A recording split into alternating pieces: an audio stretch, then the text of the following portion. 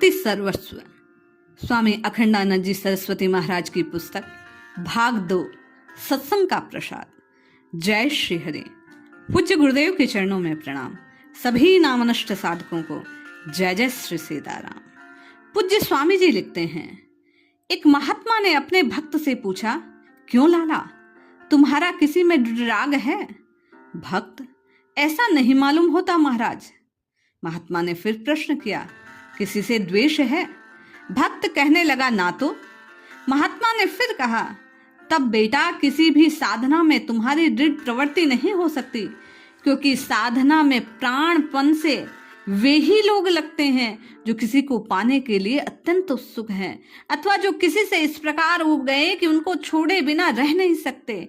संक्षेप में अपने इष्ट से अनुराग, अनिष्ट परिहार की अभिलाषा ही साधना में लगाती है। जब इतने ऊंचे उठ जाओगे कि तुम्हारे लिए प्रिय अप्रिय कुछ ना रहेगा तो साधना होगी, तभी सहज स्थिति की साधना होगी। परंतु जो इस स्थिति में नहीं है, कहीं बीच मार्ग में है, थोड़ा सा रस प्राप्त कर संतुष्ट हो गया है, अथवा प्रमादवश इष्ट अनिष्ट का विचार नहीं करता, उन्हें एक न एक दिन पछताना पड़ेगा। साधक को तो ऐसा होना चाहिए कि जहां वह है, जहां उसे पहुंच जाना चाहिए, दोनों की दूरी को एक क्षण भी सहन ना करे। पूज्य स्वामी जी कहते हैं, कितना वीर साधक है वह जो अवांछनीय परिस्थिति का परित्याग करने के लिए इतना व्याकुल हो जाता है। मैं कहां पहुंच जाऊंगा इसका विचार किए बिना ही पागल की भांति उछल पड़ता है। पूज्य स्वामी जी ने आगे लिखा, शिष्य ने गुरु से प्रश्न किया, भगवान, भगवत प्राप्ति के लिए किस प्रकार की आकुलता होनी चाहिए? गुरु मौन रहे। शिष्य उनका रुख देखकर चुप ही रहा। स्नान के समय गुरु और शिष्य दोनों एक साथ एक ही नदी में प्रवेश करते हैं। एकाएक गुरु ने शिष्य का सिर, जब वह डुबकी लगाने वाला था, पानी में जोर से दबा डाला। भला वह बिना श्वास के पानी में कब तक रह सकता? उसके धीरज का बांध टूटा, छटपटा कर बाहर निकला। उसके स्वस्थ होने पर गुरु ने पूछा, पानी से निकलने के लिए कितनी आतुरता थी तुम्हारे मन में? शिष्य ने कहा, बस एक क्षण उनमें और रह जाता तो मर ही गया होता, इसलिए मैं तत्काल बाहर आया। गुरुदेव कहने लगे, मेरे प्यारे भाई, अभी तो तुम संसार में जी रहे हो, सुख मान रहे हो। जिस क्षण इस वर्तमान परिस्थिति से तुम उसी प्रकार अकुला उठोगे, तब तुम सारे बंधन को छिन्न भिन्न करके एक क्षण में अपने प्रियतम प्रभु को प्राप्त कर सकोगे। शिष्य पुनः पूछ बैठा, तब क्या वर्तमान परिस्थिति से उबना ही साधन का प्रारंभ है? इस प्रकार तो असंतोष की आग भड़केगी, संतोषामृत का पान कैसे कर सकूंगा? गुरुदेव कहने लगे, भैया, विवशता का संतोष तो कायरता है, क्लीनता है। यदि तुम्हारे मन में कोई इच्छा ही ना हो तब तो दूसरी बात, परंतु जब तुम कुछ प्राप्त करना चाहते हो तब न्याय संगत है, तब उसे प्राप्त किए बिना बैठे रहना किसी प्रकार उचित नहीं। गुरुदेव कहने लगे, यदि असंतोष की आग भड़कती है, प्रलय होता दिखता है, तो हो जाने दो, क्योंकि यह प्रलय ही नवीन सृष्टि का जनक है। जिसके चित्त में अशांति का संचार नहीं होता, वह कैसे जान सके कि शांति क्या वस्तु है? सामने नहीं दिखने वाला सुंदरता पर भी मुग्ध हो जाता है। उसके सामने सौंदर्य का अंतराल क्यों व्यक्त होने लगे?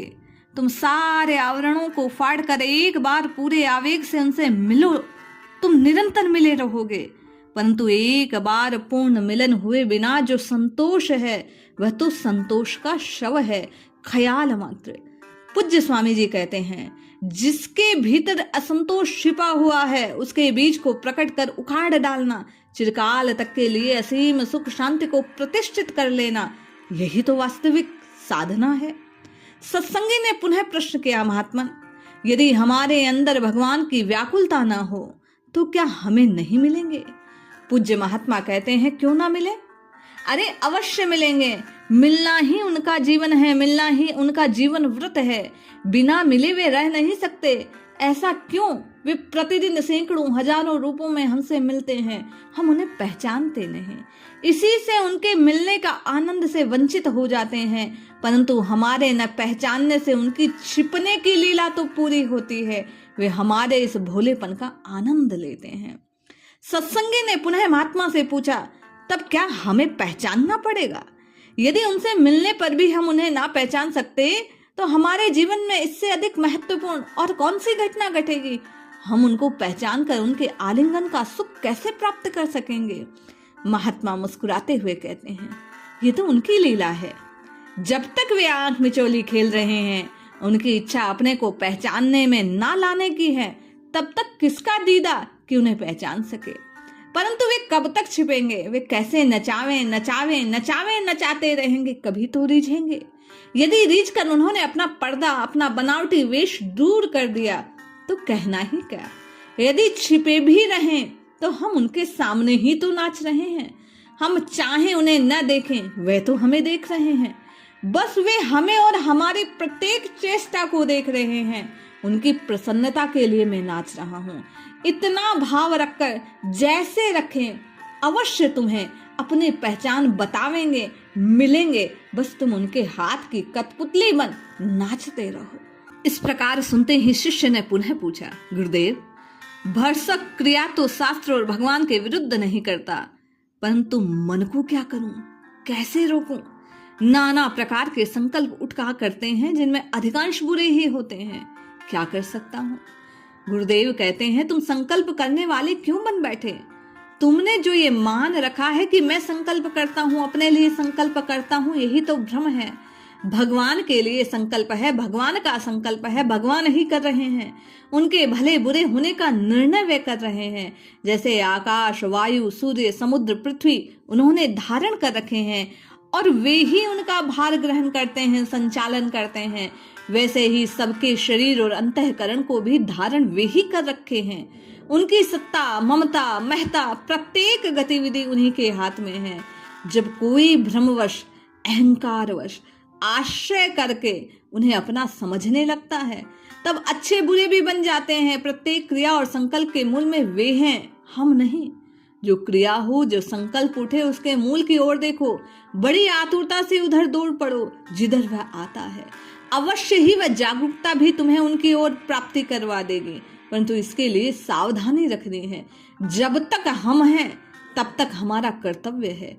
कहीं हमारे प्रमाद से पाप वह न हो जाए, अनमोल देन हमारे हाथ से न निकल जाए। शरीर और अंतःकरण सब उसी एक के हैं, उसी की ओर देखो, फिर सब ठीक हो जाएगा।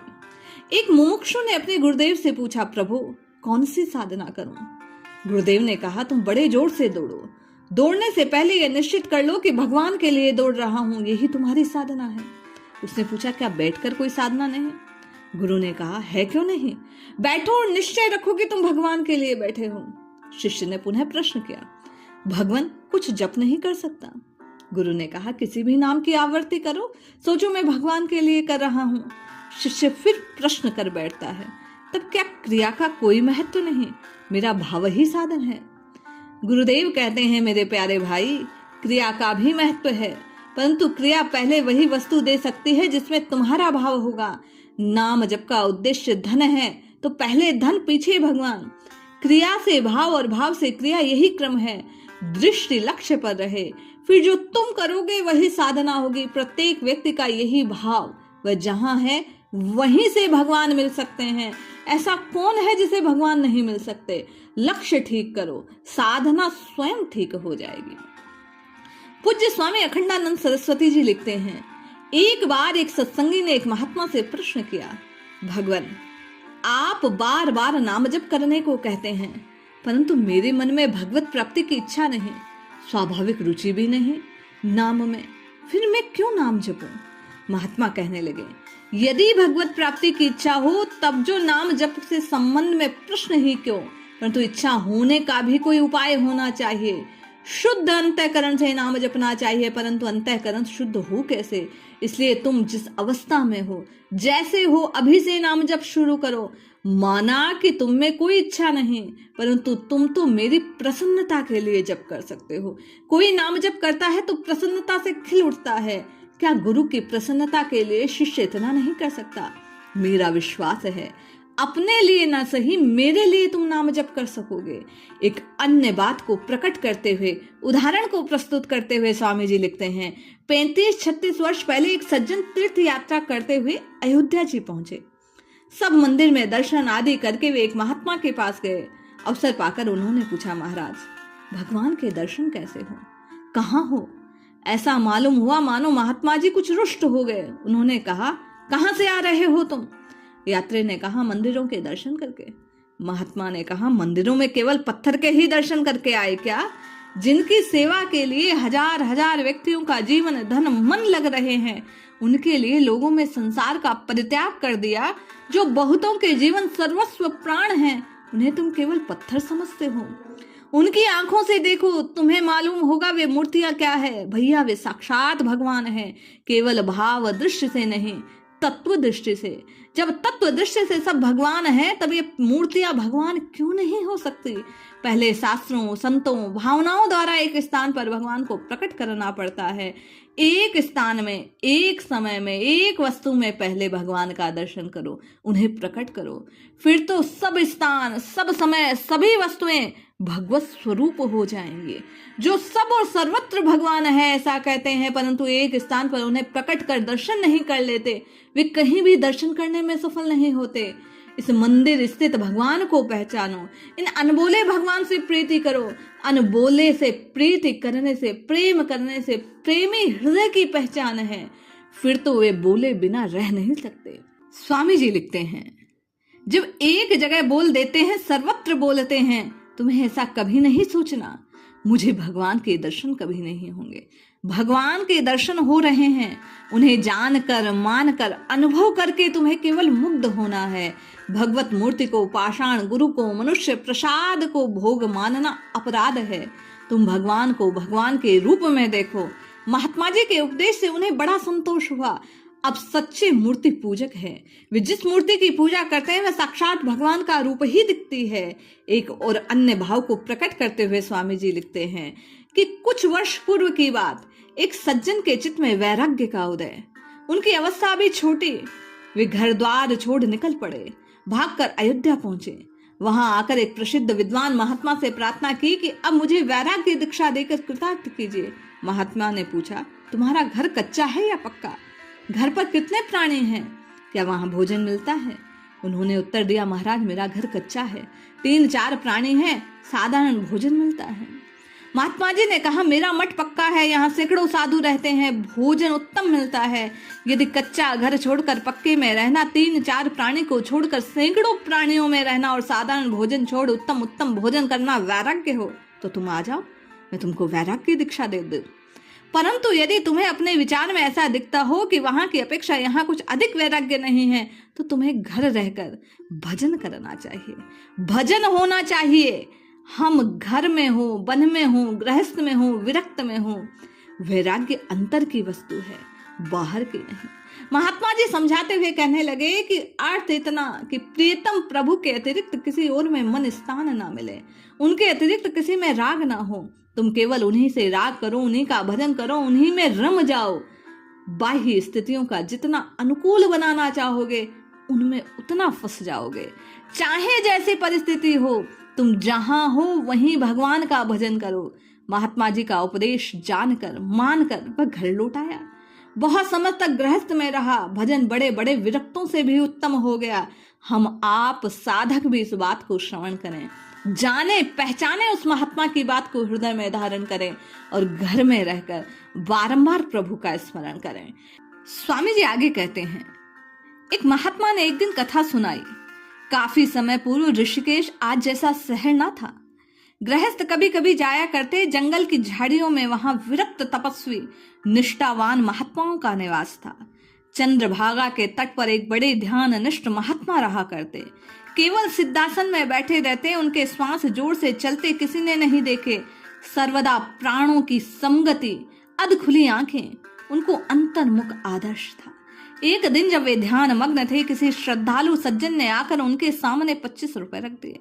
आंख खुलने पर उन्होंने देखा तो सामने रुपए।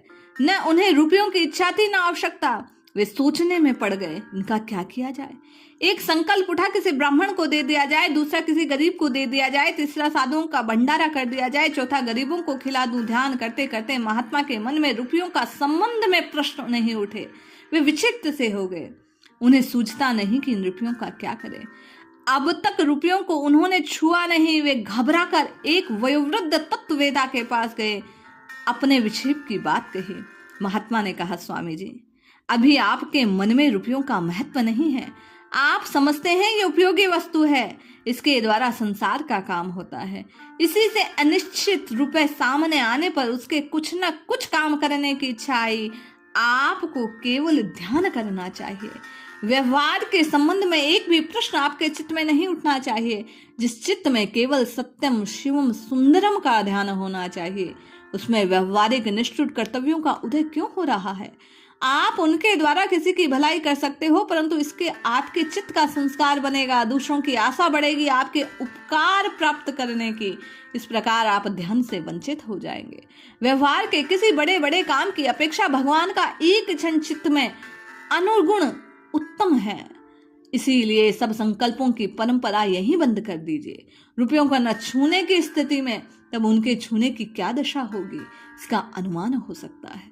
जो रात दिन रुपयों में रहता है उसके चित्त का तो कहना ही क्या, वे रात दिन उनकी व्यवस्था के संबंध में सोचते हैं। जब आप उनका स्पर्श मत कीजिए, रुपयों का गोबर डालकर बिना छुए उन्हें उठा लीजिए, गंगा जी में फेंक दीजिए। ध्यान निष्ठ महात्मा ने वैसा किया, तब कहीं जाकर उनका चित्त स्वस्थ हुआ। विरक्तों के लिए इन बातों का संबंध कितना विघ्नकारक, यह घटना प्रत्यक्ष हो जाती है कि ध्यान निष्ठ लोग प्राय प्रपंचों से अलग रहते हैं। गृहस्थ को भी प्रयास करना चाहिए, पूरे दिन नहीं तो कुछ समय के लिए विरक्त भाव को धारण कर प्रभु की पुकार की जाए। स्वामी जी कहते हैं, एक प्रेमी जिज्ञासु ने अपने ऊपर अत्यंत कृपा करने वाले महात्मा से पूछा, भगवान, रहस्य की बात क्या है जिसे गुरु लोग अपने एकांत प्रेमी शिष्यों को गुप्त रूप से बताया करते हैं? वह कौन सी बात है? महात्मा ने कहा, यदि मैं बता दूं तो वह रहस्य कहाँ रह जाएगा। रहस्य की बात दूसरा कोई नहीं बता सकता, उसका पता अपने आप लगाया जाता है। जिज्ञासु ने कहा, तब तो वह बात मुझे कभी मालूम ना हो सकेगी। मैं तो आपसे जानना चाहता हूँ। महात्मा ने कहा, दो प्रणालियां हैं रहस्य बताने की। एक तो गुरु अत्यंत प्रिय शिष्य को अपने महत्व की बात बतलाए, मुझे इस प्रकार का अनुभव हुआ, यह वरदान मिला, यह मैं इत्यादि। कई पंथों में उसकी उपासना अपने गुरुजनों की उपासना बतलाई जाती है। शिष्य अपनी साधना के परायण होने को कहा जाता है, उसकी रक्षा त्राण का आश्वासन दिया जाता है। दूसरी प्रणाली अत्यंत महत्वपूर्ण, ये रहस्य केवल सच्चे गुरु ही बता सकते हैं। इसमें गुरुदेव समस्त जगत की सत्ता के बाधक के साथ साथ अपना बाध कर देते हैं। शिष्य कहते हैं, मैं नहीं हूं, तू ही, मैं जिसे शरीर के रूप में देख रहा हूँ, जिससे मैं परिवर्तन, युक्ति, कौशल, प्रेम, सदाचरण, शुद्ध व्यवहार को देख सुनकर तुम श्रद्धावंत हो रहे हो, जिसे कभी कभी भावातिरेक में तुम भगवान कहने लग जाते हो, वह तुम्हारी कल्पना के अतिरिक्त और कुछ नहीं। मैं और तुम दोनों उपाधि रहित, निर्विशेष और एक हैं। न मैं हूं न तू है। मैं तू वह इन शब्दों का अर्थ जिन्हें भिन्न भिन्न मालूम पड़े, उन्हें रहस्य का ज्ञान नहीं है। वे तो स्थूलताओं में, उनके संस्कारों में आबद्ध हैं। समस्त आवरणों को फाड़ डालने पर केवल एक वस्तु निकलती है, जो एकमात्र अर्थ है। भिन्नता के अर्थ दो काम चलाऊ व्यवहारिक हैं। वैसे अर्थ जाने बिना जिनसे रहा नहीं जाता, अपनी वासनाओं की पूर्ति का बाधा पड़ती है, वे अर्थ उन्हीं के लिए हैं। वास्तविक अर्थ तो सभी शब्दों का एक है, उसे भले लक्षार्थ कह दो, लक्षार्थ से वाचार्थ का भेद व्यवहारिक है।